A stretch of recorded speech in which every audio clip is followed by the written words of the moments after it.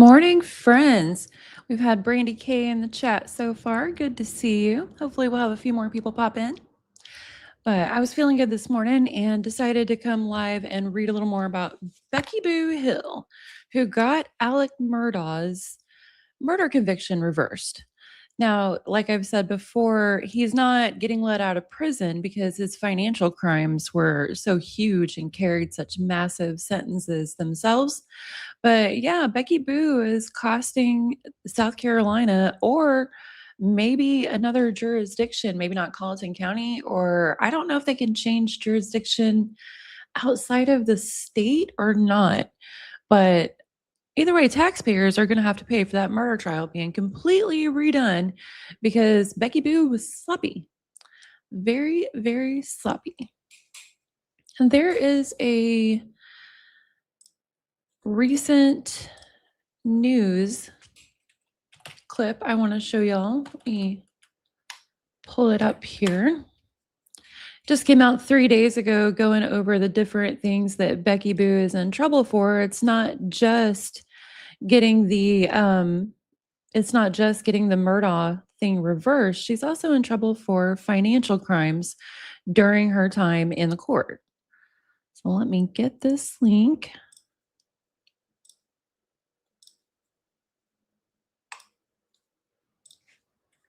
Pull it up here.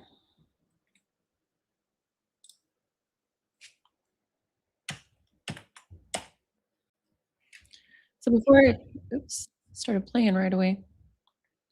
Before I start reading the next chapters, I thought it would be interesting to show this because Becky really goes in hard on Alec and his lawyers for doing things that she considers improper. So considering everything that she's pled guilty to now, it's just hilarious to listen to her words. Okay, let me share the screen and we'll go over this video just real quick.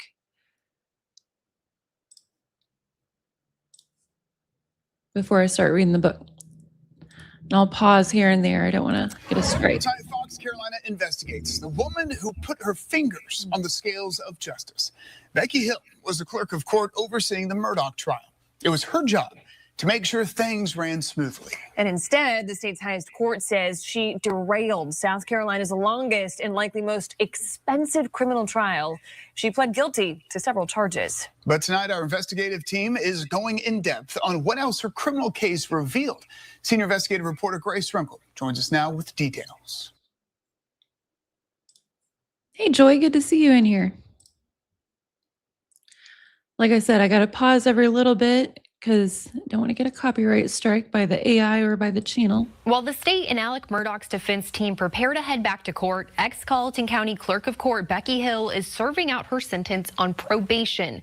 Last year, she pleaded guilty to misconduct in office, obstruction of justice, and perjury, but we didn't know the extent of her crimes until now. They're pretty wild. Like, new details are coming out, but we knew quite a bit a couple of years ago. Because like I said, I made my first video on Becky Boo in 2024. And I suspected then that the murder conviction might get overturned due to her conduct. But then it didn't seem like it was going to happen because the Colleton County courts declined to do it. I think they just didn't want to. I think they knew it was really bad, obviously, but they also knew how big of an ordeal it would be. But Supreme Court decided that was the wrong call. A lot has changed for Becky Hill since March 2023 when Alec Murdaugh was found guilty of killing his wife and son. Once celebrated. I call her Becky Boo. That's her nickname, but Madam Clerk, wherever you are tonight. Did y'all hear that? He calls her Becky Boo. That's her nickname. That's why I'm always saying Becky Boo. Rewind just slightly. I call her Becky Boo. That's her nickname, but Madam Clerk, wherever you are tonight. I hear you. Now serving out a sentence of probation and community service. There is no excuse for my mistakes. I am ashamed of them. And I will carry that shame with me for the rest of my life. More than one. She showed, if you've watched my previous video on her, she showed absolutely, like the one from 2024, she showed no shame whatsoever when she was resigning as clerk of court. They asked her why she was resigning, and she wouldn't say anything about her own crimes. She said, "Oh, my grandchildren. If you have grandchildren, you know." 100 pages of reports from the state law enforcement division detail Hill's questionable actions before, during, and after the trial. First, there's her spending. From when she first took office in January 2021 to when she resigned in March 2024, $15,000 in checks from the clerk's office were written to Hill, most of them reimbursing her for meals at restaurants. The That's one of the things that was brought up about her back in 2023 when this went down, was so much of her careless moving of money to herself that shouldn't have been moved to herself, that was illegal, that she's up on charges for, she had to plead guilty to, was for stupid meals. Like, and some of these, like the 15,000 was a lot, but it added up over time, and some of these were relatively small amounts, and it just goes to show how she just didn't care. Like, she was sloppy, she felt entitled to taxpayer money, and they don't say it in this particular segment, but some of those funds that she took were for child support enforcement, you know? investigation found one instance where she reimbursed herself for a meal out, and she told her coworkers that she'd be out of work that day with a sick grandchild. See what I mean? That one's a small amount, but she wasn't even at work and she reimbursed herself for that small of amount. It just goes to show she did not care. Another instance where she said she was eating lunch with Chief Attorney Creighton Waters and Judge Clifton Newman in Columbia, but neither of those men were actually there. The report also says She brought in the judge and the attorney with it, just what?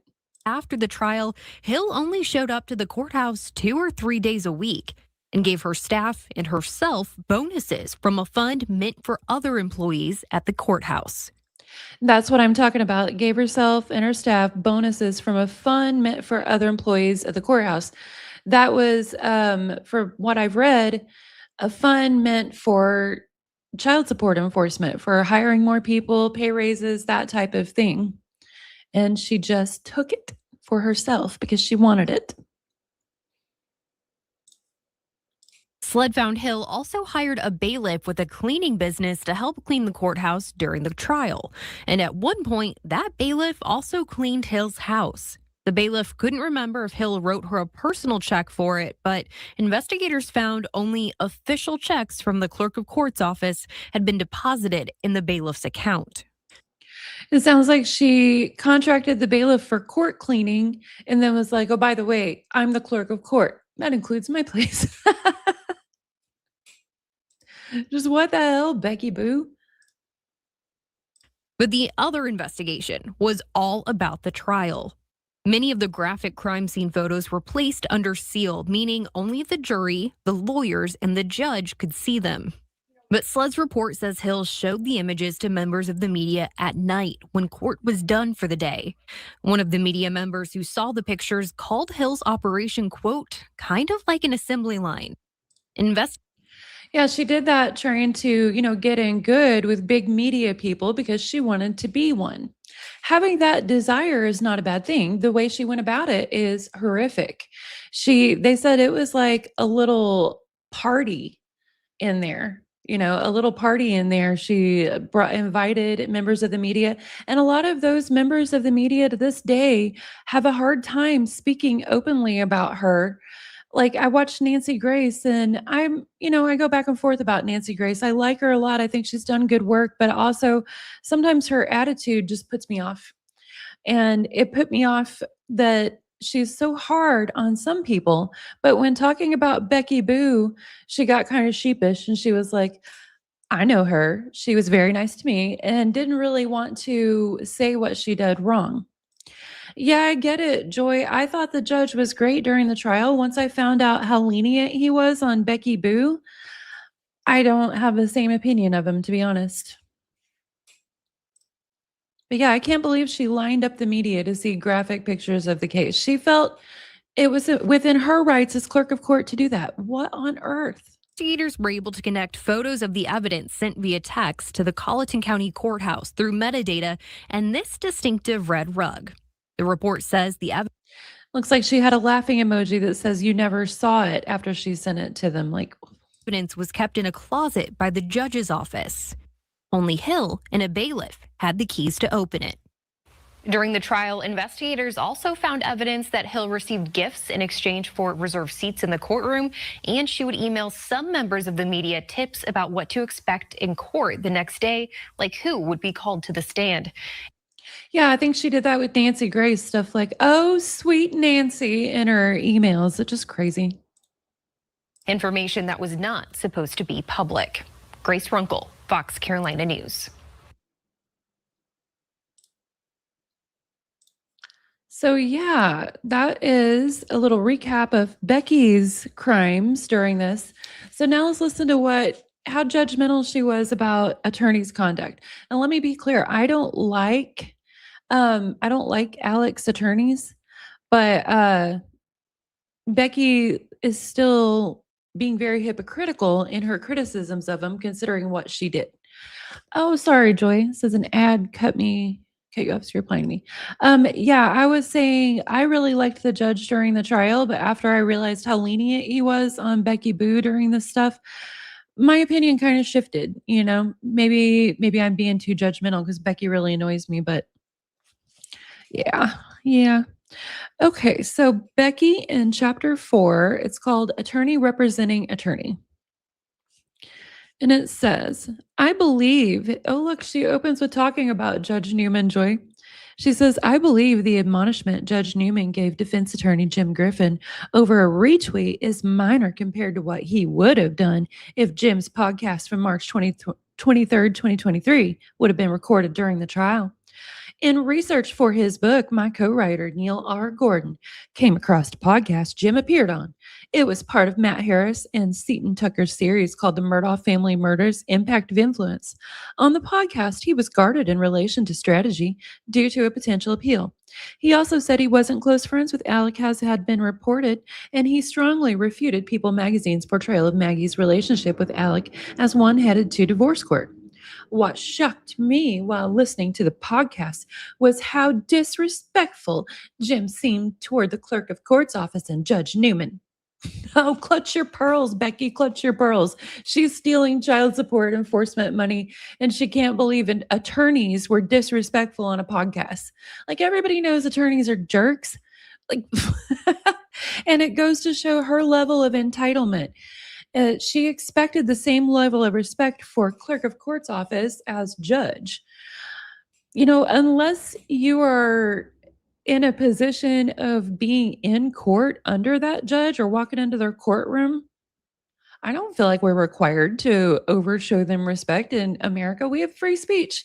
I can say I think that judge is a jerk. That judge is a jerk if I want. And so can those attorneys. Like, I don't understand what Becky's clutching her pearls about here, especially considering her own behavior,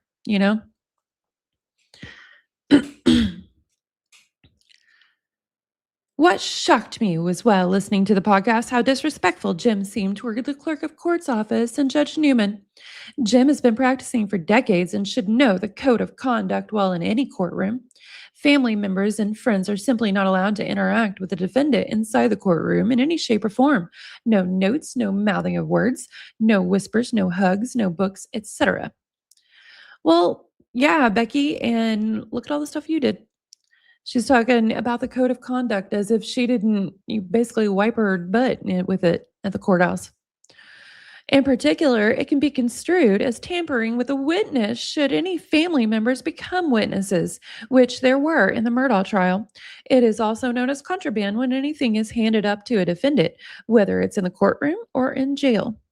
Here is part of the transcript of what Jim said on the podcast and what the podcast legal analyst, Sarah Azari, said specifically about the family's infractions. Yeah, what about the contraband of her showing media sealed graphic photos of the murder victims? Like, Becky Boo. Okay, this is a quote from Jim Griffin. We wanted the jury to see the family in the courtroom sitting on our side of the aisle supporting Alec. Unfortunately, during the course of the trial, the family was moved to the back row of the front section based upon some rule violations, which no one knew the rules. Alec wasn't supposed to look at or mouth words to the family. Then there was an issue with a book passed through a paralegal to Alec, and there was a bomb threat, and Alec left with the book before we had cleared it with the court. It's bullshit, to be honest with you. Then the family got shuffled to the back row. That's why you noticed during the trial we had busters stand up a few times so the jury would know they were pushed to the back row.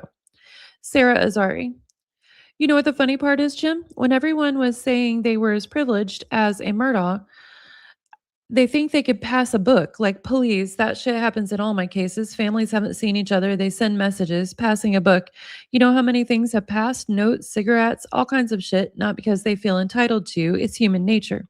They haven't seen loved ones and they try. Jim Griffin. That's exactly right. Now, I don't agree with Jim or the analyst that it's no big deal for the family and the defendant to break rules in the courtroom. Like, I do realize that people are going to try, it does happen, but I do think it should be called out as an infraction and dealt with appropriately. My only issue here is Becky Boo going off about how other people made conduct infractions and making a big deal about it when she caused the whole trial to be thrown out with her conduct infractions. You know what I mean? Okay, Becky says, as I expounded on previously, Judge Newman was very aware of the conduct of some of the Murdaugh family members and their reported violations of his rules and orders about being in contact with Alec in the courtroom. Jim knew exactly what the rules are and were. So did you, Becky Boo. So did you. J- All in all, Jim must have felt a bit neutered by some strategic disagreements that were rumored to be going on with his lead counsel, Dick Harpootlian, and some disagreements with a third attorney, Maggie Fox. The tension was palpable. Oh, you know, she enjoyed the hell out of writing that line. She was hoping he would be just raging mad that she said he was neutered. Same, Joy, same. Perhaps the biggest challenge Jim had was with his client, Alec himself. It's been said the hardest client to defend is a lawyer. It was clear to me from hearing courthouse conversations that Murdaugh was calling the shots. Behind closed doors and private conversations with different members of the legal community, Alec was like an extra lawyer on his own case. He would give different requests and orders to his attorneys. Those orders included Alec's decision to take the witness stand against his own counsel. That frustrated Jim, and it came out in a recorded jailhouse call that accidentally was released to the media from a Freedom of Information Act request. Oh, she was the clerk of court. Is the clerk of court in charge of FOIAs, or is there a separate records clerk? Hang on, friends. Let me Google aggressive typing incoming. Hang on.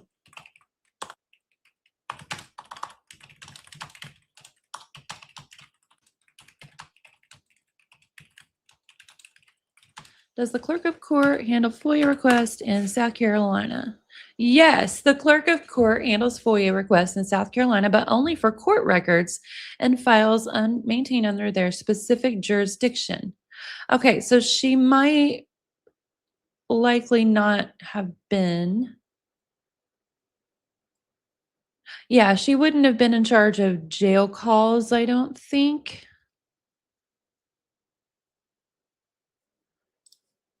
But she would know who was. I'm just saying. Okay, Joy, thank you. I'm glad you enjoy it. Yeah, I just wouldn't be surprised if Becky Boo didn't have a hand in that. There was an investigation. Hang on, I just remembered something, y'all. More aggressive typing. There was an investigation about one of her sons. Elite. I don't want to say the wrong thing. I doubt they're watching, but still. I thought there was an investigation about one of her sons working for the courthouse and illegally accessing information. Hang on.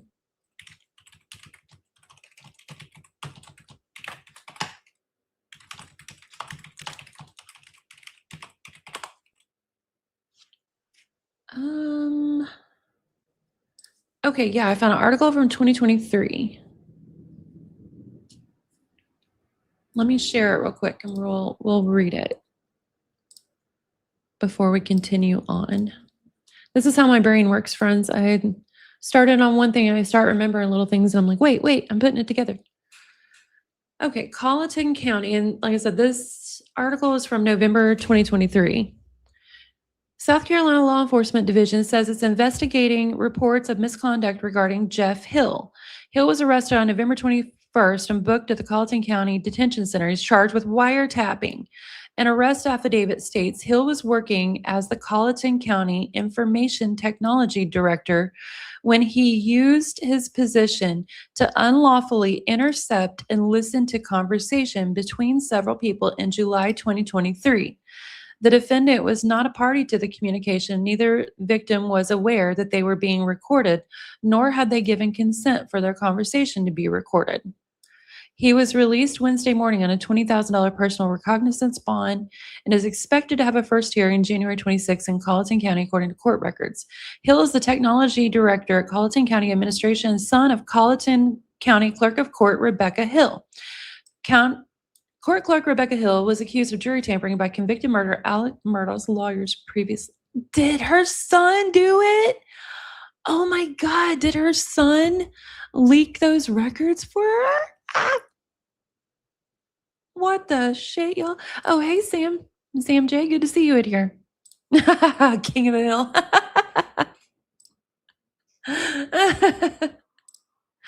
Right? Yeah, like this, let me see what else I can find about him, because if his wiretapping charge is related to her wanting that information to her book, then holy hell, like the Hill family is wild as the Murdaughs, if that's the case. Hang on a minute. Let me see what else I can find on him.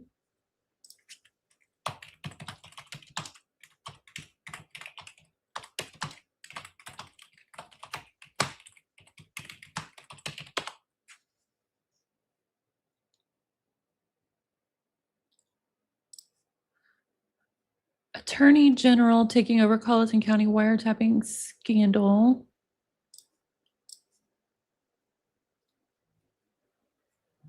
Hang on, it's putting up a big block. There we go. Hang on a moment. This one's a month later. Yeah, it really does. Apple tree, right, Randy K?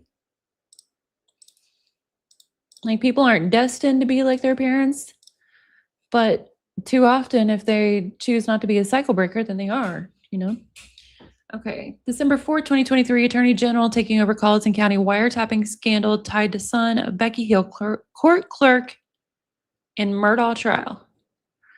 State prosecutors taking the lead on Colleton County, blah, blah, blah. Abused his position to illegally intercept and listen to a phone conversation on July 20th. The substance and participants of the phone conversation were not publicly disclosed when Hill went before a magistrate to face charges on November 22nd. State police noted in charge affidavits the victims unaware. We read all that. Stone, in a letter to Wilson dated November 28th, asked for AG's assistant. Okay. Oh, Judge Newman, we were talking about him earlier. It says, ordinarily would have had jurisdiction over the retrial hearing, but has recused himself. Oh, yeah, that's on Murdaugh. This is still in 2023 when they were thinking a retrial might happen, but then it seemed like it wouldn't, but now it is. I have not found anything yet telling me if he was convicted or if it's still ongoing. Hang on.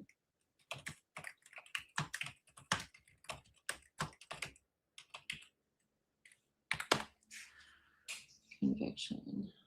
I can't find anything that tells me whether or not he got convicted. Okay, I'll have to stop rabbit holing and go back to that later. However, in my 2024 video, another son of Becky's, I believe, was running for her position. after she stepped down. Hang on, let me find that. Sorry, I'm rabbit holing, friends, but again, that's just how my brain works. Just a moment here. Let me find my channel. Murdaugh.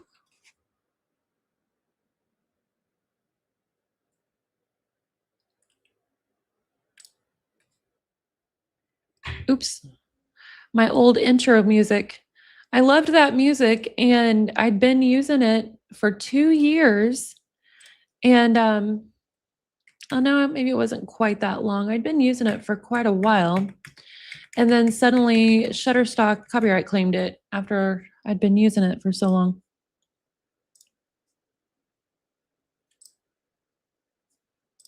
Thank you, Joy.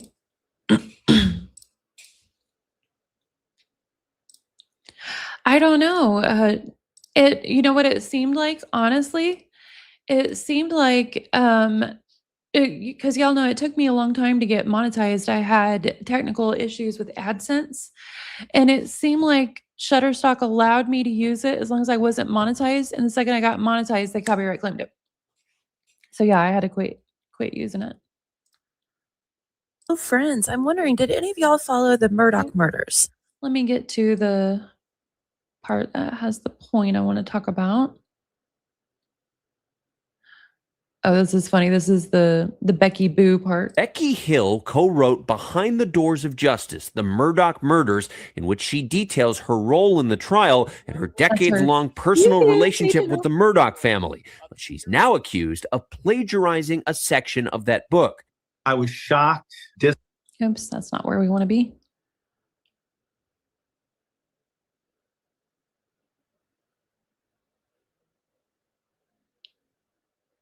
Sorry, y'all, I'm getting there.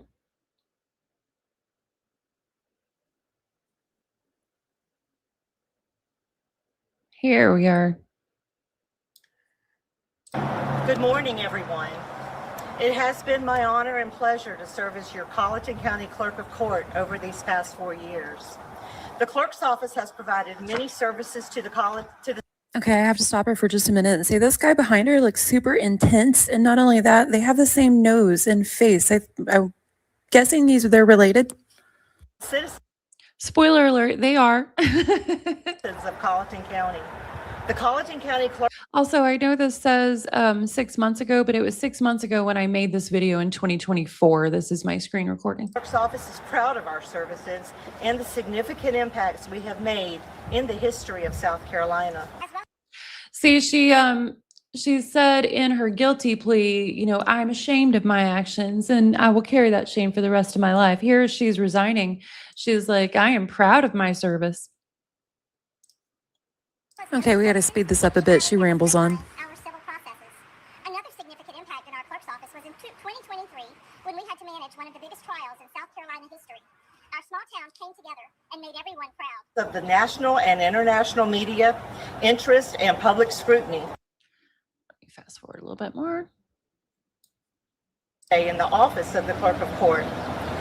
And so after much reflection, I have decided that it is best not to run again for re-election.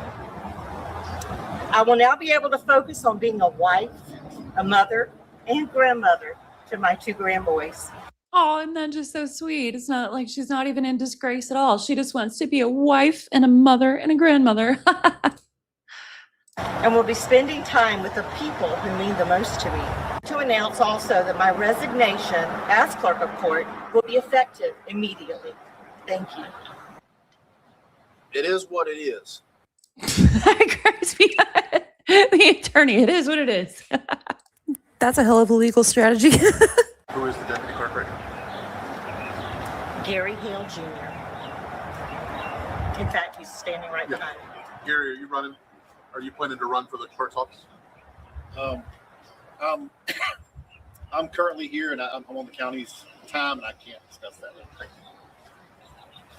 Yeah, Gary Hill Jr. was running for his mama's place when she stepped down in disgrace as his brother was being charged for wiretapping in the same court position.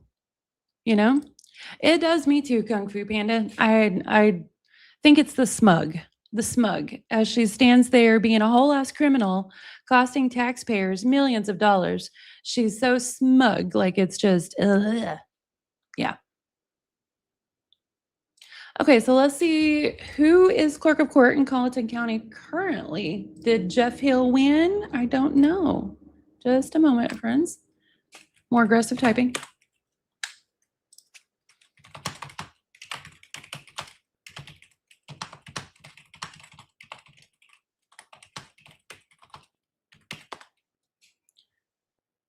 Gary Hale. It says Hale, not Hill. Hale.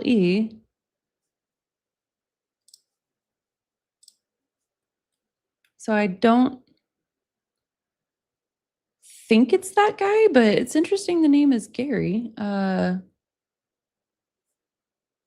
finding anything else.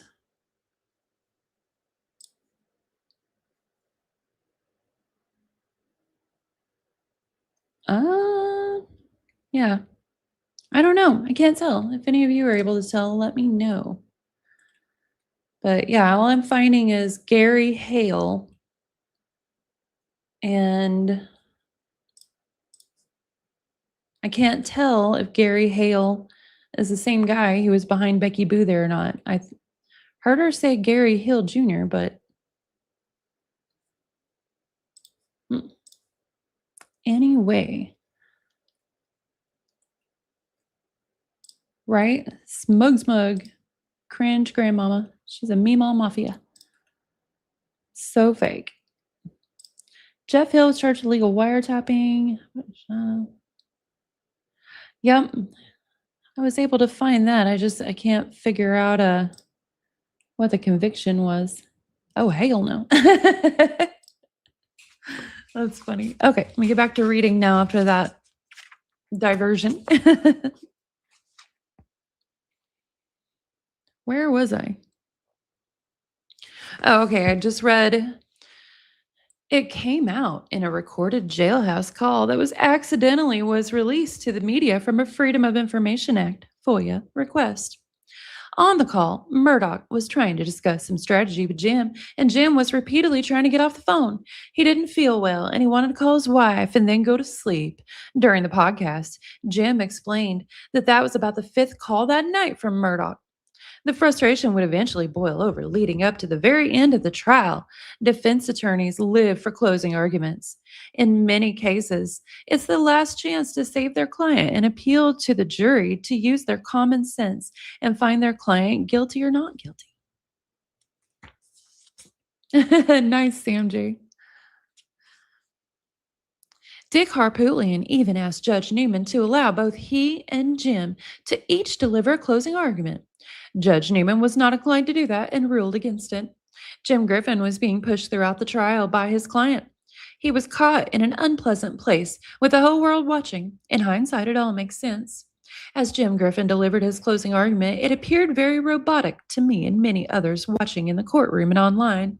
Some comments from the 300,000 plus viewers on a YouTube feed from WLTX in Columbia, South Carolina, support this observation. Y'all, I don't mean to bring GRB into everything, but the way Becky quotes numbers every time she brings up social media, the exact numbers of how many are watching reminds me of her. Reminds me of Jip in her prison emails and stuff, being like, oh, we had this many views on TikTok. Oh, man. Okay.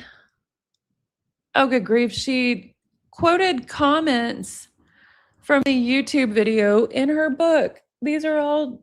She put random comments in her book. Lord. I'm not going to read other people's comments. I'm trying to read Becky's slop. Okay.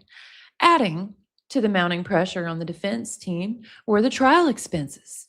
Doug Brown was a contracted information technology IT professional. She always gives the real name and then in parentheses gives the... Why can't I think of the term, y'all? It starts with an A. It's not abbreviation. It's like you just use the letters. I'm having a blank out moment. Okay. IT professional who was retained by the defense team and took care of IT needs. Video, audio, TV monitor. Acronym. Thank you, Kung Fu Panda. I could not bring that word to mind. Video, audio, TV monitors, PowerPoint, etc. In court, he worked very closely with Dick Harpootlian, and Jim Griffin spent a lot of time with them. The IT expenses for all of this belonged to the defense team, and due to shrinking Murdaugh funds, it became an issue. Well, it's going to be an issue again. That's why they're suing her for Alec Murdaugh's defense fees. His attorneys are, yeah, they're suing her for the defense team. Defense fees. I lost my place. There we go. As the trial extended week after week, the relationship between Doug and the defense counsel escalated to a point that he was going to be relieved of his duties. I was able to step in and work out an agreement. Is that her place? To negotiate between an IT contractor and a defense attorney? Because from what I understand, the clerk of court's only real duties were to take care of the jury and maintain the integrity of what records she has access to, which she didn't do any of. Like, she took care of the jury, all right, tampered with it. Thank you, baby. 1970 jumping in. That's my hubby with memberships.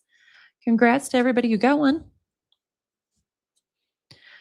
Doug said there were mounting pressures on the defense team while the case was in full swing. Jim Griffin was rattled the whole time, especially leading into the closing. Nobody could talk to him the night before, and I was warned about how nervous he was. The concerns about the finances to pay Doug were raised to me going into Super Bowl weekend, February 10th through 12th, 2023.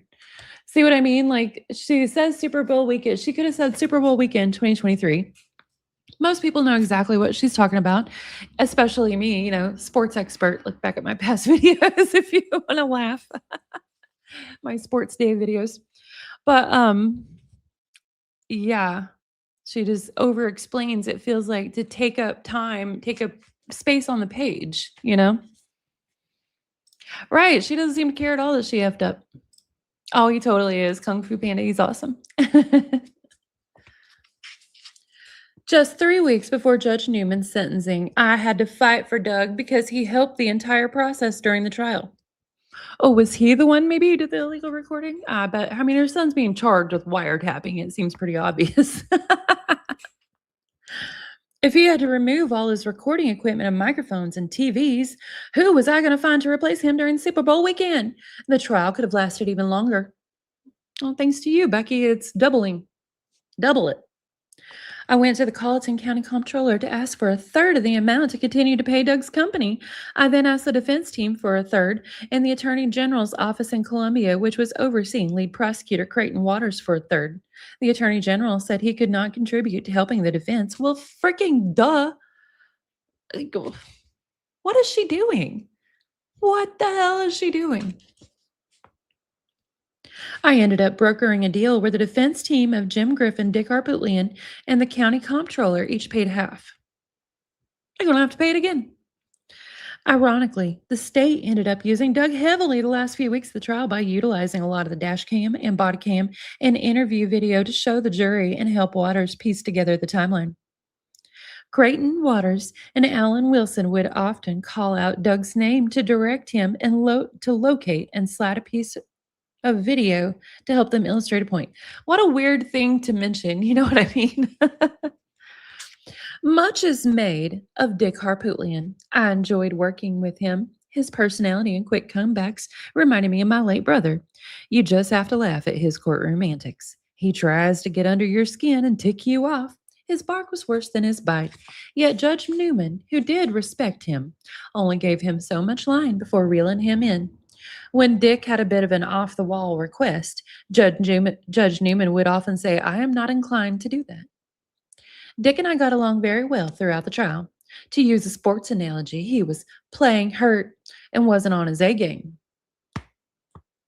His wife, Jamie Linder Harpootlian, is a lawyer who serves as the United States ambassador to Slovenia under the Biden administration. She came home from a trip, and her husband contracted COVID-19 one of two times before the trial. He looked distracted, irritable, bloated, and was accused of falling asleep or yawning excessively. Those are all side effects of taking prednisolone for COVID-19 symptoms. That's weird. I've been put on prednisone. I don't know what prednisolone is. That's how she wrote it here. I've been on prednisone and it doesn't make me sleepy. It makes me wired. I can get a lot done. If I get sick enough, they put me on prednisone. I barely feel it anymore. He tried to counter how he felt by taking walks out of the courtroom to use the phone and by using the public restroom often. I saw that Dick took to the Senate floor following Tuesday after representing Alec Murdaugh in the 6-week trial, and he made a few points about the trial's process, messages he had received, and the public's perception of the legal system. He said he had gotten hate mails from people calling him a piece of scum or wishing him death by rectal cancer. Those are some harsh words, but they could accurately describe the general realm of people who have a misapprehension of the nation's justice system. I wonder what kind of messages she's got now. As someone who has had colorectal cancer survivor and still deals with many of the side effects, I wouldn't wish that on anyone. Dick Harpootlian and the defense team did their best to try and present Alex to the jury as someone who was part of an all-American family, a family whose name meant everything. Alex, nicknamed for Maggie, Mags, and Paul, Pat Pat, and Buster, Bus Bus, played into that narrative when he took the witness stand. They became social media memes and punchlines. A time tested honor and responsibility of the clerk of court's offices to swear in witnesses. She sounds like she's very, very aware of what she was supposed to do as clerk of court. She just didn't freaking do it. Right? Yeah. I get it. Freedom of speech is super, super important, but like crap like this can't fly. I don't pretend to be some legal expert who knows where the line should be, but man, it's got to exist somewhere, y'all. You know? I wondered how it would be to swear in Alec. Just before he took the witness stand for 2 days, I swore him in. It seems Alec's style on the stand as a witness was excruciating for everyone who watched. His pattern of speaking and repeating the questions from Creighton Waters, the state's attorney, was telling. It appeared to me that he was simply buying time to figure out what he was going to say, as opposed to being in the moment and answering the question. In previous courtroom dealings with Alec, he was quick on his feet and did not repeat things. Normally, he was quick witted, to the point, and prepared, but when he was testifying during his trial, he appeared to be stalling. But this went on for 2 days of testimony and cross examination. It became irritating to me, and I'd occasionally step out of the courtroom and go back in. I believe he was lying and changing his story on the fly, making it up as he went along, trying to deflect and distract Creighton Waters. When the prosecutor could not get Murdaugh to focus, he asked Judge Newman to do so. It was a high stakes poker game between two attorneys who are very good at their craft.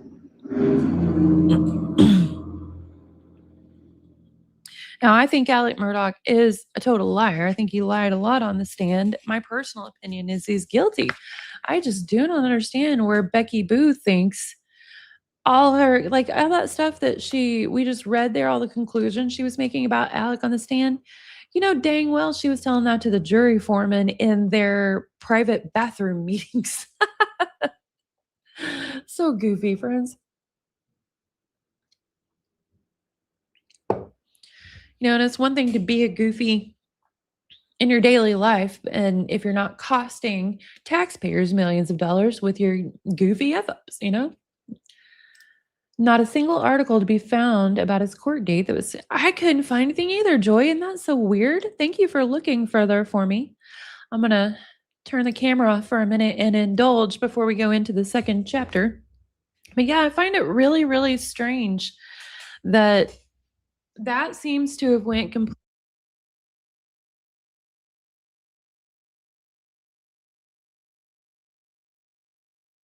Oops, I accidentally muted.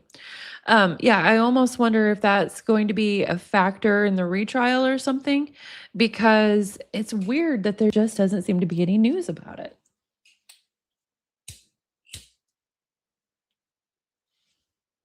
Did y'all hear my lighter going off there?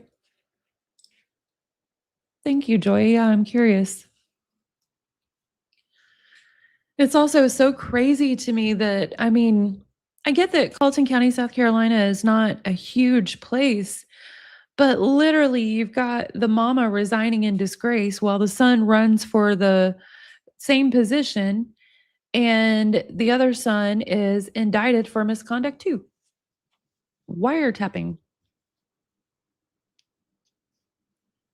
I wonder if that accidentally recorded and released phone call is out on YouTube somewhere. Let me take a look. Have a little more aggressive typing.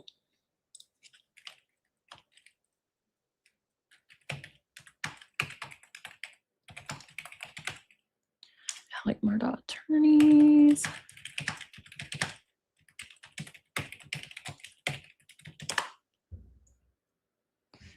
We've got a lot of like full jail calls, but I'm not seeing one that says it was the one that was accidentally released right offhand. I'll have to look for that after the live's done and see if I can find it. So I'm really curious if there was something particular Becky wanted out there on that. Because, she needed a guilty plea for her book. I think a guilty plea was needed because I believe he's guilty of murder, but Becky wanted to buy a lake house. Yes, yep. So he's not getting out or anything like that just because the murder conviction was overturned. The injustice there is taxpayers are going to have to pay for it all over again for the whole trial to happen again. Not to mention just, people being inconvenienced by having to redo it over again because of Becky's misconduct. It's just crazy. Let me see what the next chapter is called. Next chapter is called Key Witnesses. Becky's going to talk about her opinions on the witnesses, I guess. It's one of her longer chapters, about 20 pages. I'll see how much I can get through of it. What do y'all think about the weirdness of Alec Murdaugh? The story we've been given is that he hired his cousin to kill him so that the kids could get the insurance money or something or other. It's so weird and creepy. I don't know what the heck happened there.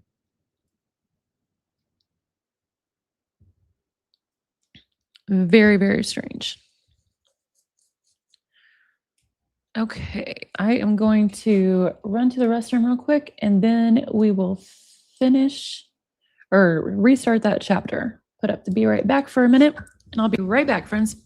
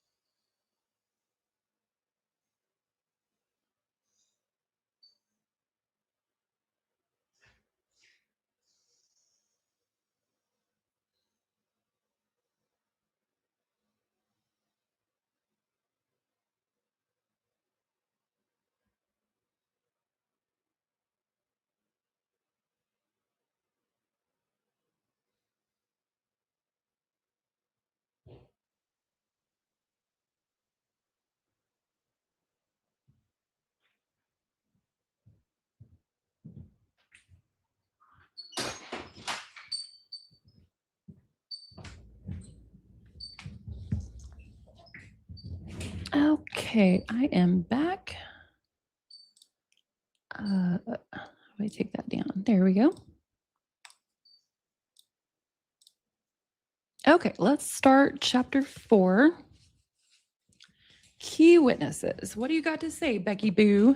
Oops, I'm shaking the camera, trying to scoop my chair up. Witnesses can make or break a case. A witness is sworn in to tell the truth, the whole truth, and nothing but the truth. But can we really believe that? Well, clerks of courts are sworn in to take care of the jury and maintain the integrity of the records of whatever trial they're presiding over. Not presiding over, but, in charge of. You didn't, Becky. So can we really believe that? I see trials almost every week in our South Carolina courtroom. Most of the time, we know when someone is lying and when someone is telling the truth. Not your job. Not your job at all. Alec was an actor on the stand just as he was in all areas of his life. But on the stand, he was classic in the way he said too much. The direction of his eyes, excessive fidgeting, changes in speech patterns, mostly talking way too much. I gleaned this from years of experience working in the courtroom and researching psychologists who studied this. At times, it is a blur, dishonesty mixed in with a little bit of truth. In Alec Murdaugh's double murder trial, there were a few witnesses who stood out for the truth. There are several interesting witnesses I'd like to share a bit of behind closed doors information. The complete witness list contained more than 250 potential witnesses, but just 75 made it to the witness stand. Overwhelmingly, people I've spoken with after the trial say they wish Cousin Eddie would have been released from jail to testify against Alec Murdaugh. Curtis Edward Smith, also known as Cousin Eddie, is a distant cousin of Alec Murdaugh. He is allegedly involved in stealing money and dealing drugs, and he was accused by Alec as being the man who sold him illegal drugs and shot him at his request in September 2021. What the hell? More than 2 months after Maggie and Paul Murdaugh were murdered, Alec allegedly hired Cousin Eddie to shoot him in the head on the side of the road so his living son, Buster Murdaugh, could collect a $10 million insurance policy.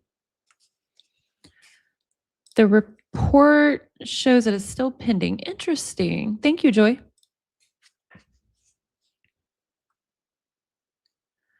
Dick Harpootlian noted in pretrial hearings that Cousin Eddie failed his polygraph test and had stated 6 different versions of the botched attempt to end Alec Murdaugh's life. 6 different versions. In the end, I was told behind closed doors that having Cousin Eddie on the stand would have taken both the defense and the prosecution down a rabbit hole that could have turned the trial of the century into the longest trial of the century. Plus, there was information that Cousin Eddie could provide that just wasn't timely being brought out yet. Employees of a Savannah hospital were on the list to testify about Alec's condition after he was transported from the scene of the made-up suicide scheme. Alec's brother, Randy, was not called. He was in court just a few days, and the defense was rightfully concerned that Randy could have broken the brotherly bond and been a better witness for the prosecution than the defense. Randy did meet a New York Times reporter in Walterboro and was featured in an article that distanced Randy from Alec and attempted to protect the family name. I have been told by the prosecution, the defense, and the victim's advocate for the state of South Carolina that the family was put in a no-win situation. They wanted to sit in the middle and not portray an all-in belief in Alec and not turn their backs on him either. The Murdaughs ended up being ambivalent, with more on his side and on the side of upholding the Murdaugh family legacy. I believe this may have hurt the Murdaugh legacy because people from all over the world saw the fallen Murdaugh family. Well, we're seeing the Hill family too, Becky Boo. Those who visited my courthouse, her courthouse, those who visited my courthouse after the trial felt the jury made the right decision. The whole justice system prevailed, and, right or wrong, Alec's family was painted with the same brush as Alec. If you watched the trial, you will remember that not one person came to sit on the side of the victim's family. Not one. Very telling. Maggie's sister, Marion, testified one day with her husband present but never returned. I don't believe she could bear to watch and learn how Maggie was murdered. Alec's son, Buster, testified. Alec's brother, John Marvin, did as well. His sister, Lynn, did not. I'm told she was normally a nice, friendly person like her husband, and the stress of the trial took its toll. Her attempts to be in control of the situation were thwarted in terms of trying to pass a book to Alec or curry favors for the family in terms of their accommodation in the Colleton County Courthouse. More on that later. No, Becky wanted to accommodate reporters. Maggie's Maggie's sister, Marion, delivered damning testimony against Alec, questioning his temperament and priorities before and after the murders. Close friends of Maggie and Alec from Hampton County were not called to the stand. This is not unusual in a trial. Many attorneys will list witnesses whom they have no intention of calling, but they are on the list just in case. Time restraints and professional jockeying can also be part of the reason.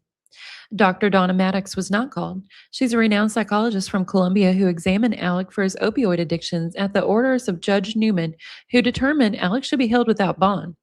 Some other members of Alec Murdaugh's law firm were not called, and the same goes for different members of the South Carolina Law Enforcement Division. Colleton County Sheriff Buddy Hill didn't testify. Our sheriff comes from a legacy of law enforcement family who served our community well with integrity and honor. I think it hurt him that he faced criticism for his actions of his officers and slid at the crime scene. Aside from being a dedicated lawman, his greatest accomplishment is his family. David Owen. SLED's top investigator, David Owen, came to visit me at the Colleton County Courthouse about 2 months to the day when Alec Murdaugh was convicted of double murder. He uncharacteristically shed a river of heartfelt tears. Legacy of King of the Hill. His calm, emotionless interviewing technique was on display for the world to see. He was the first one to interview Alec in front of a patrol call with a female investigator and Alec's attorney in the back seat. He also was recorded skillfully and patiently interviewing Alec at SLED with Alec's friend and attorney Corey Fleming present. Alec is accused of committing approximately 100 financial crimes, and courts will decide whether Fleming knowingly or unknowingly aided Alec in defrauding the victims. In the patrol car in the wee hours of June 7, 2021, Owen asked Alec questions about pulling up to the scene of the crime. I pulled up and I could see them and I knew something was bad, Alec told Owen. My boy was over there. I could see it was. At that point, Alec started and stopped sobbing in a way Owen told me wasn't authentic. Alec described what he saw and admitted to attempting to roll his son's body over.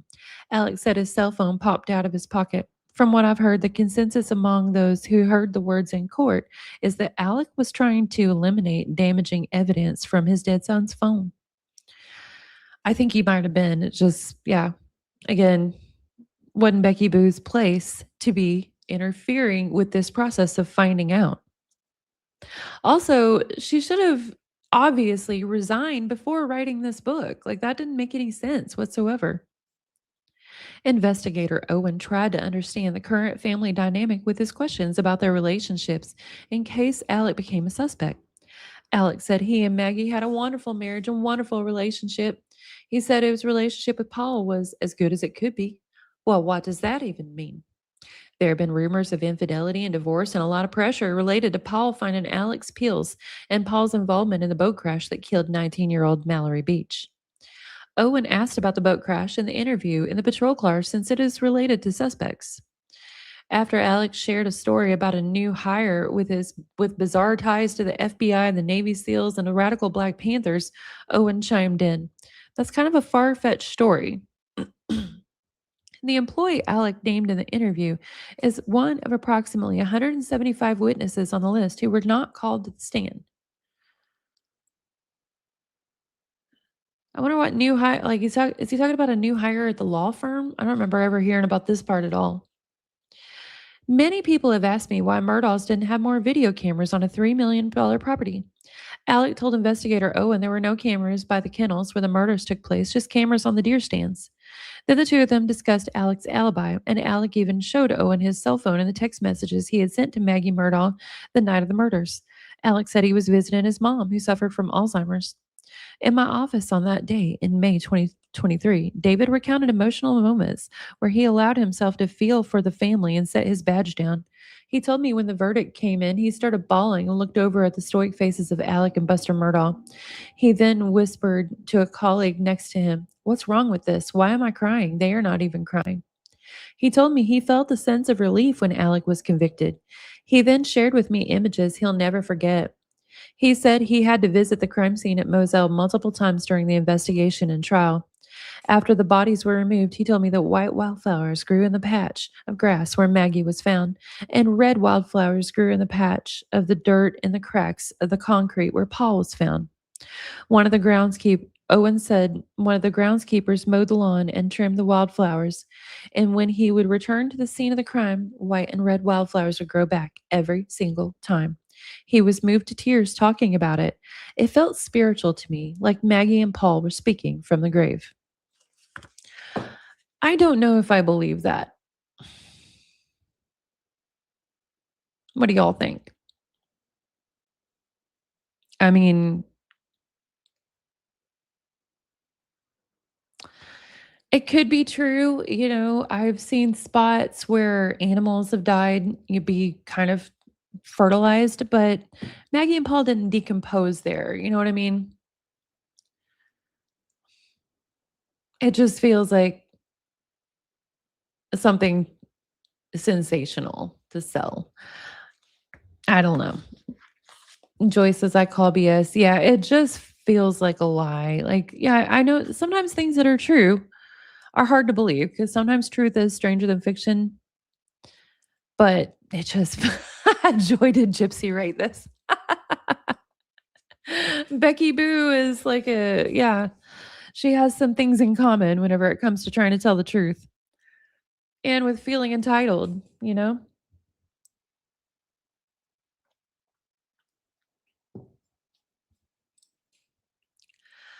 Yeah. Kung Fu says the boat crash also annoys me. I don't like that the passengers never attempted to leave at the various bar stops instead of got back on arguing about which drunker would captain the boat. Yeah, I think from what I understand, they were mostly teenagers who were being allowed to drink. I don't know. I have really mixed feelings about the boat crash, but the more I look into it, it seems like Paul was driving and is guilty. The whole thing is so weird. Like none of Alex's reasonings make any kind of sense. And I don't understand how anyone could take as many opioids as he supposedly was and be upright and moving. Sam J says, I agree. I'm not sure it's much more than a story for a book. Yeah. Yeah. He was. I just rattled off a bunch of things, Joyce. I'm not sure which part you mean. Do you mean Paul was driving the boat? Yeah, it definitely sounds like he was. I was in doubt about that at first because I was trying to start going through the information from the first bits of information that come out, and I wasn't sure. But once I got to the end, I'm like, oh yeah, it seems pretty clear. Yeah. Okay. Where was I? Oh yeah. Becky's flower story. Then she talks about someone named Tony Satterfield. She said, it is likely my staff and I and Judge Newman will be seeing Tony Satterfield again with pending trial against Alec Murdaugh and attorney Corey Fleming over monies diverted away from Tony's family and to Alec in an alleged insurance scam. I don't think you're going to be seeing anybody in court again, Becky, except for whenever you are on trial. Like she's on probation right now, but I wouldn't be surprised if more charges don't end up coming up against her now that the murder was overturned. Like, yeah. Everything's going to be investigated harder now because the trial has to be redone. And I wouldn't be surprised if more charges don't come out against Miss Becky Boo. But, what do y'all think? Might be wrong. Tony's mom, Gloria, was a longtime housekeeper of the Murdaughs at Moselle, and she died from injuries suffered during a fall on the front steps of the main house. Tony has autism, and like many on the spectrum, he is incredibly bright, sweet, and simple.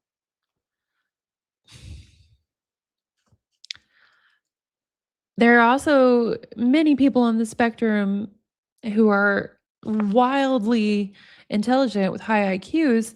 They're just limited in the ways that they can express that intelligence.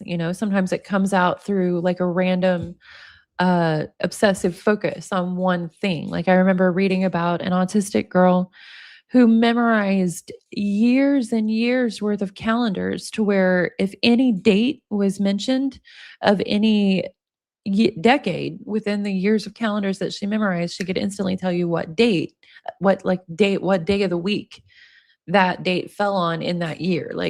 And it was a very random thing that she just obsessively focused on. You can't memorize that kind of stuff if you're simple. I just, find that kind of, because I'm no expert on autism, but because I said in my initial videos where I mentioned Nick Godejohn that I didn't know a lot about, a lot of you sent me information. You sent me personal anecdotes.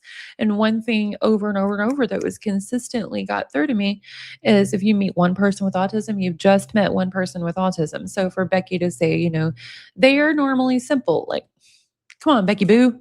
You don't know what the hell you're talking about, it sounds like to me. And I'm not someone who knows a lot about it either. I just know better than that. Kung Fu Panda says about Paul, he's ultimately responsible for the crash. It just bugs me the passengers are treated like children, not 18 plus, making horrific decisions. Were they over 18? I wasn't aware of their exact ages. Oh, I'm sure I've read it. I just can't bring it to mind at the moment. Joy says Attorney General Alan Wilson had been so taken with Hill during the trial that he publicly called her Becky Boo. Yeah, I have that in my 2024 video. That's why I'm always like Becky Boo. Same, Sam J. Like I said, I'm no expert on autism or people with autism, but I found myself insulted for them when I read that, Just because Nick Godejohn isn't the quickest on the uptake. Again, that's one person with autism. That might be the one that I am most familiar with his interactions, but yeah, I don't know a lot. I just know better than that. Better than to lump them all simple like Becky Boo did. When he took the stand, he kept looking for his attorney, Eric Bland, in the gallery for approval. I didn't get the impression that he understood the magnitude of money at stake. I'm hoping that all his advisors are looking out for his best interests. I actually agree with Becky Boo on that. I do hope someone's looking out for his best interests because if Tony is on the spectrum and also at the same time not of high IQ and mental processing, that might be why Alec was so easily able to steal the insurance settlement in the first place that he stole from them. I learned some lessons from him after his testimony. I'm not sure if the millions of dollars of insurance money affected him like it might others. I'm sure he doesn't see it as that important. His Facebook post on the night of the verdict went viral, and it was liked about 1,000 times, shared another 500 times, and produced about 250 comments by the spring of 2022. That's our idea of viral. And once again, she's reminding me of Jip by having to quote every single social media number. Like those numbers are like that's numbers that small YouTubers like myself can reach, and I've never went viral, not once, not a single time. Oh, thank you, Joy. Thank you so much. Becky says he wrote in part, guilty, not guilty. I don't care. Each person has their own belief and opinion about the trial and verdict. Some are happy and some are not. A lot of people are shocked, and it has impacted a lot of people both ways. I have been asked what I think. Ask me if I'm okay. Have heard, let's just say, negative things about him. Well, here is my response. My heart goes out to him, his family, and everyone involved. I pray and hope anyone involved is in it in any way knows and see God can use this for his glory. I hope this brings people closer to God. Okay, he goes on for a couple more paragraphs, but like I said, I don't like to read too much of Becky quoting other people to pad her book because she's not good at writing, just what she does. So it looks like he's a nice, forgiving man with autism.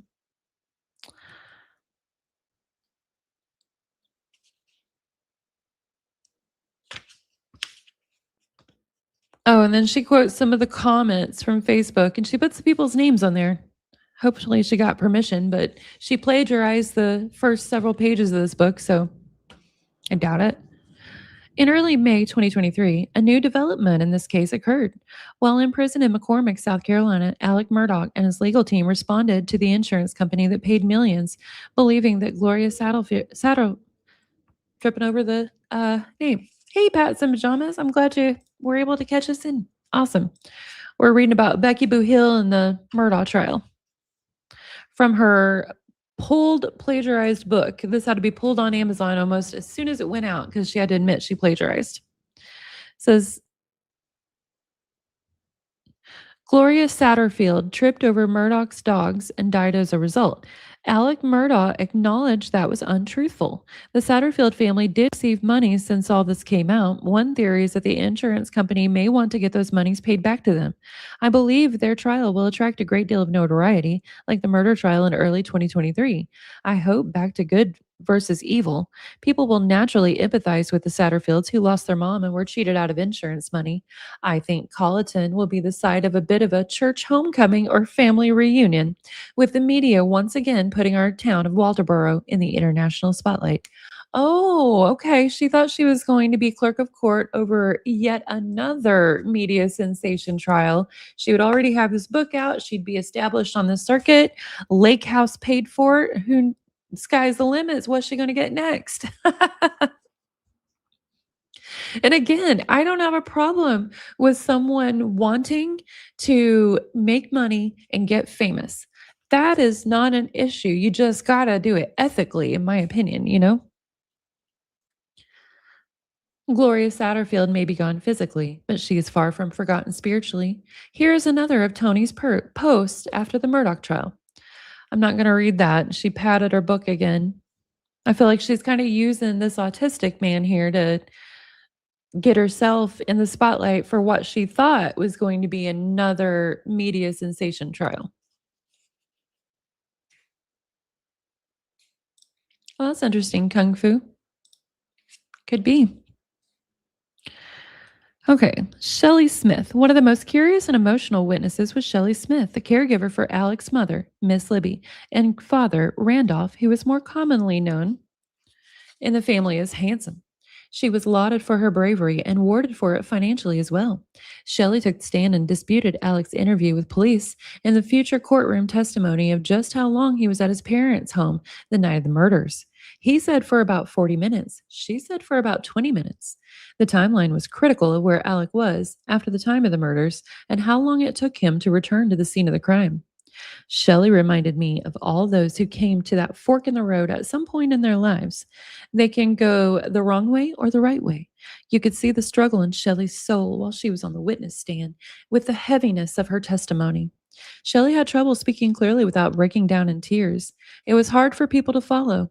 From the perspective of a loyal, caring employee, Shelley spoke well of the Murdaugh family and of Alec, but she was clearly conflicted about what Alec had said about the timing of his visit to his mom's house on the night of the murders.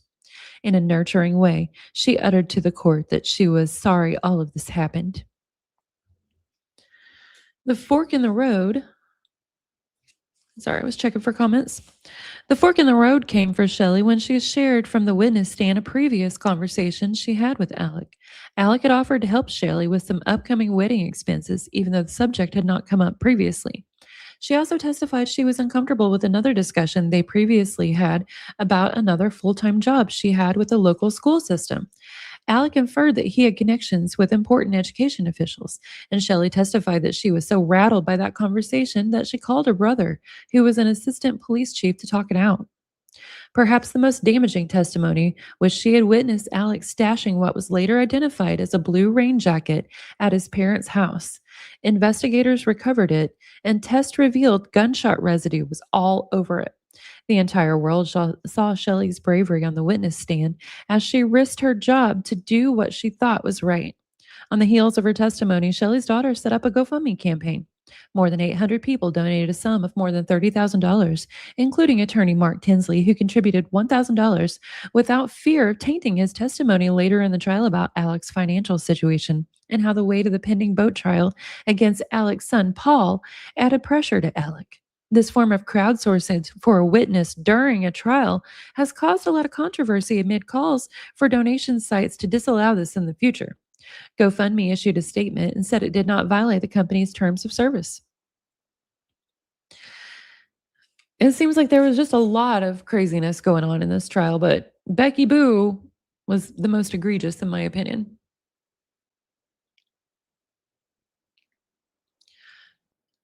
GRB's Bestie Kelrocky is named under Be Your Own Rock is blatant plagiarized as well. The real book is called Be Your Own. Oh, wow. Holy crap. Exactly. Get as huge and famous under your own talent, not copying off someone else, right? Yeah, like, if Becky wanted to enter the arena of being an author and publisher and going around the true crime circuits, the news circuits, and everything, talking about her experience. Great. All she had to do it ethically was resign first. She had to have not done the things she did during the trial, tampering with the jury, giving exclusive access to things that are supposed to be sealed to the media. She would have had to have not done that. And then resign before she did her book, and then just be an author and speaker, you know? She could have done that and got huge and famous, but she wanted to do it all and have it all unethically. And that's my issue with her. I'm just ranting about her now. Becky says, "You can't argue with the hundreds of folks who donated to Shelley's cause. Some were interviewed by media outlets and were current or former educators and caretakers who understood the stress of her career and the situation she was put in. Some just wanted to support someone who had a hand in getting a conviction against Alec Murdaugh." That's how you were, Becky Boo. Well, the case, sadly, the Supreme Court was right. Yeah, this is her book, and she plagiarized the several first pages of it. Becky's plural gone wild on socials. Yeah, she could have done her Becky's Gone Wild tour. Oh. Ronnie Crosby. The word betrayal will probably be added to the Wikipedia description of Ronnie Crosby's career. I'd been present for quite a few of Alec Murdaugh's former law partner cases, including Ronnie, and I would consider him very professional. The drama stars aligned on the day Ronnie was called to the witness stand. I had also witnessed defense attorney Dick Harpootlian's style in the courtroom before. On the day of Ronnie's testimony, Dick pushed Ronnie's buttons hard, and Ronnie couldn't hold back. He may have lost his cool, but Ronnie did it in such a professional way, his eyes conveyed it all. Just to reiterate its position to the jury, the prosecution recalled Ronnie to talk more about the stealing and embezzling of client and firm funds. "You're trying to take me somewhere you probably don't want to," Ronnie said, starting an intense dialogue between the attorneys. "You're angry at him for stealing your money," Dick said. "I have had anger with him, extreme anger, Mr. Harpootlian, because of what he did with my law firm, my partners, his clients, our clients, what he did to his family, what he did to so many people," Ronnie said. "But you can't walk around with anger." Dick then asked Ronnie if he thought Alec Murdaugh killed his wife and son. "I don't have an opinion. I don't have the benefit of the materials you have," Ronnie said. The jurors had the ultimate opinion. They voted unanimously to convict Alec Murdaugh of double murder. Each juror examined the evidence on their own mind and in their own way. They were charged that they had no friends to reward and no enemies to punish. I do not envy the position they were in at all. Yet this jury took a convoluted trial with many twists and turns and made a simple decision: guilty. Yeah, with a little encouraging from you, Becky Boo. Yeah, the book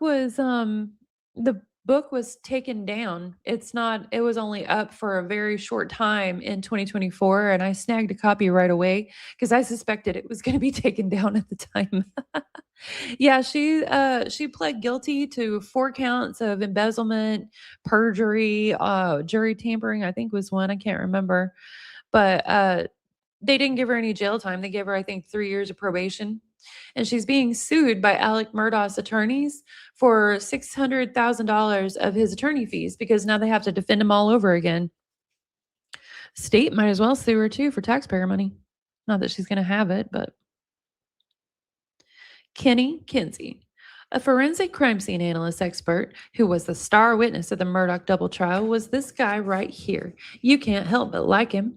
His unassuming ways and easygoing personality make you feel right at home when you're talking to him. His southern charm and quick-witted humor make it hard to remember that he has several degrees, a PhD, and is brilliant at the job he does. Kenny Kinsey has been a qualified expert in the South Carolina Courts of General Sessions and the United States District Courts in bloodstain pattern examination, crime scene investigation, crime scene reconstruction, fabric impression examination, fingerprint examination, and tire tread of footwear examination. As an investigator, Chief Kinsey led or supervised more than 100 homicide cases in Orangeburg County and 750 throughout the state. Kinsey testified during his 6-week trial about low-key details from the crime scene, working to debunk a 2-shooter theory proposed by the Murdaugh team and a defense witness who made claims about the shooter's height. You have an expert come in and say the shooter was 5'2", Kinsey said. Not 5'3", not 5'1", not 6 feet. And I just thought that was utterly just a waste of the court's time. It was utterly ridiculous. He also testified that the victims didn't have any defensive wounds, supporting the state's argument that they knew their killer. Kinsey described the scene as overkill and said it wasn't a well-planned crime. That leads me to believe something happened we'll never know. Well, thanks a lot, Captain Obvious Expert. Something happened we'll never know. 2 people are shot dead and something clearly happened. The message is there. Yeah, exactly. Totally agree. Multiple felonies, no jail time. Yeah, it's so irritating. So irritating. Yeah, apparently, apparently CrimeCon was founded by Glenn Beck's company, who is Mormon owned, which is just funny. And I have a lot of friends who are Mormons who are great people, but when Mormons break bad, the Mormon conspiracies are fascinating. They just include stuff you don't see in any other community other than Mormons. Maybe sometime we should cover this book I read years ago called The Mormon Murders. Got to go start your red beans. Ooh, I should make some red beans when I get off here. That's a good idea. Who did she plagiarize off of? Is there another book? Oh, okay. So this is interesting. No, it's not Fox's Crime Con, but it's the same company that Glenn Beck owns, which is associated with Fox that started Crime Con. So like they're associated. Exactly, Kung Fu, red beans and rice. Okay, so what happened is, like I said, news people had to contact Becky to arrange their seating and stuff, and she really tried to, get in with them and give some of them special treatment and things like that. Well, this lady from the BBC had emailed Becky about her place in court, blah, blah, blah. Then she wrote an article about being there for the BBC, and her editor's name was also Rebecca, and she accidentally emailed it to Becky, my mistake. When she realized she did, she just emailed Becky again and said, "Sorry, please delete this. I meant to send it to my editor." She probably assumed a clerk of court would be ethical and freaking delete it. Well, Becky Boo instead decided to copy it for most of the first part of her book. She just took it. These red beans is what we were saying. RED. Red beans and rice are real good Cajun dish. You're welcome, Pats and Pajamas. Let's see. Where was I at? In a Q&A session with Dr. Kinsey on April 19th, 2023, Brookley Comer of the Fox Carolina asked the following: was there anything that came out during your investigation, maybe even before it got to trial, anything that you were really surprised or shocked to find out? Kinsey replied, "Well, it wasn't my testimony, but the fact that it took him 42 minutes to call Buster. And when the sheriff's office arrived on the scene, the first thing out of his mouth was, 'It's got something to do with the boat wreck and the boat accident. It's got something to do with that.' He drew an inference that someone had hurt his family. I think as a parent, I think that, I'd have called 911, but my second phone call would have been to my surviving son saying, 'Get to law enforcement. I don't care where you're at. Don't stop, don't pack anything. Just get there. Call me when you're there.' Not 42 minutes later." That was the kicker. That was the game changer for me. And I knew it going into the trial, but hearing it testified to was a game changer. However, with all those achievements, Kenny Kinsey would want you first to know that he is a low country man, loves his family, and likes to gather with friends and enjoy good food. He is the essence of a scholar and a gentleman. I just admire Kenny Kinsey, and I'm thankful for his friendship. The jury asked me to personally thank Chief Kinsey after the trial. Kenny said that's never happened to him before, and it humbled him. Still communicating with the jury, Becky Boo. That was the end of that chapter. The next one, when we get to it, will be called Trial by Jury. Let's see. I like beans and rice in general. Oh, hell yeah. Whatever you got in the fridge, throw it all in. Yep, his own wife and son. And that is a good point that the dude she was talking about was making. Like, if Alec actually believed it was connected to the boat crash and that his family was being targeted, calling Buster immediately and having him get to safety should have been first on his mind. Now, saying that, I've never, thankfully, knock on all the wood, I have never come upon family members murdered. And I can't, as you know, I can't be sure of how the brain reacts then. Do you not think of everything? But it just seems like if he had the presence of mind to be like, this is related to the boat accident, they're attacking my family, that I got to get Buster safe would be the next thing because there's a surviving member still out there that could be attacked, you know? Well, I am going to go ahead and end it, friends. I really appreciate all y'all jumping in here with me. I think on the next live, I want to read Mackenzie's text messages, Mackenzie Sharilla with one of her friends, and yeah, Rosie and Grace, and see what differences, we kind of see there. Because it's really interesting to me how she talked to different people. You see her personality popping out and her still being, a spoiled little brat here and there, but she really tries a different face with some.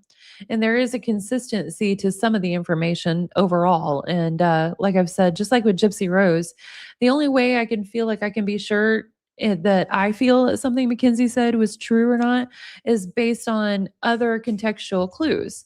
So I'm still digging into those, figure out what I think there. Hopefully, y'all join me for it. Well, I'm going to end now. Thank you all again for being in here. And I will see you all soon. Have a good day, friends.